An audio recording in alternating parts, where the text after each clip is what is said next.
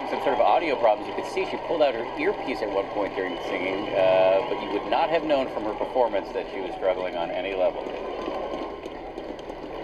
And that is the finale of this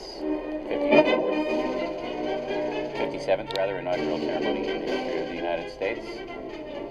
The president at this point will head inside, where he will sign some papers and also have lunch with the dignitaries, including members of the Supreme Court, congressional leadership. They'll be dining on lobster, among other things, apple pie and ice cream. But forthwith, we need to get to his speech, which was very, very interesting. And I want to set the table a little bit in terms of who we have here to discuss it. Joining me to my right, Bianca Golodriga, who's the co-anchor of Weekend Good Morning America here on ABC News. It's a pleasure to have you. And also joining us remotely, the presidential historian, Jim Bendat. Jim, can you hear us? Good to be with you.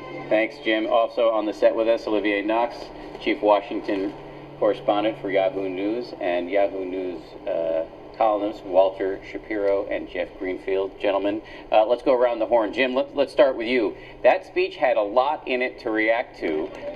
What did you pick up on most as we watched the first family, head back into the Capitol building? Well, the theme was our journey is not complete. And I think the most significant paragraph from the speech was when President Obama talked about the rights of women, the rights of gay people, particularly when they're getting married and having the same rights as everyone else, and also the rights of voters, not having to wait so long in order to cast their votes. So our journey is not complete. That was the big theme to me, and he really made the whole inaugural address one which was spoken to our nation, and only our nation. He wasn't addressing our allies, he wasn't addressing our adversaries. That was a little bit different this time. Interesting moment right here. We think we saw the president say, as he stared back out at the National Mall, that he wanted to take a look one last time.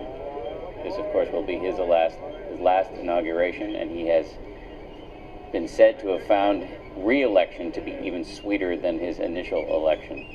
But let's continue talking about that speech, which we believe, and we're still researching at this point, may be the first time a president has invoked the gay and lesbian community in his inaugural address. Jeff Greenfield, what did you hear in that speech that most impressed you? Well, a couple of things. First, the degree to which he followed Martin Luther King's famous I Have a Dream speech, where King quotes the Declaration of Independence and then says, but we're not living up to that.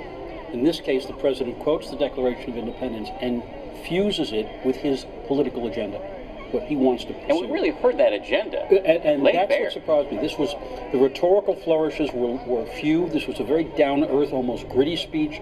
He didn't go into policy details, but he did go into policy. And he was basically saying, look, this agenda, which you may consider